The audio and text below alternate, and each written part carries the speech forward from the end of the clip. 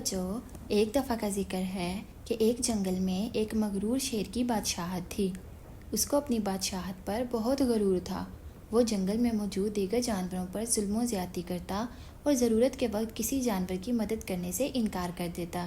چونکہ اس کی بادشاہت تھی تو اس کا فرض تھا کہ وہ اپنی رعایا کا خیال رکھتا، لیکن افسوس وہ ایک اچھا بادشاہ ثابت نہ ہو سکا۔ ایک دن جنگل کے تمام جانوروں نے مل کر یہ طے کیا کہ کیوں نہ اس بادشاہ کو سبق سکھایا جائے۔ سب مل کر شیر بادشاہ کی خدمت میں حاضر ہوئے۔ مگرمچھ: بادشاہ سلامت، ہم نے آپ کے لیے اپنے تالاب کے کنارے ایک خصوصی دعوت رکھی ہے، جہاں آپ کے لیے خصوصی کھانے کا انتظام کیا گیا ہے۔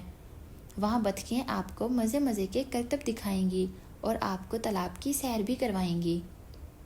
شیر بادشاہ یہ سب سن کر بہت خوش ہوا اور اس نے دعوت کو قبول کر لیا۔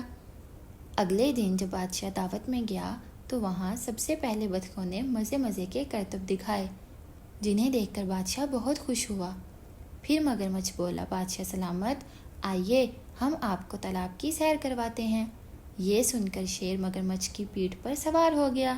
مگرمچھ پانی میں اتنی تیزی سے تیرنا شروع ہوا کہ شیر مضبوطی سے مگرمچھ کو نہ پکڑ سکا اور وہ پانی میں زور سے لڑک گیا۔ شیر نے زور سے چلانا شروع کر دیا، بچاؤ بچاؤ!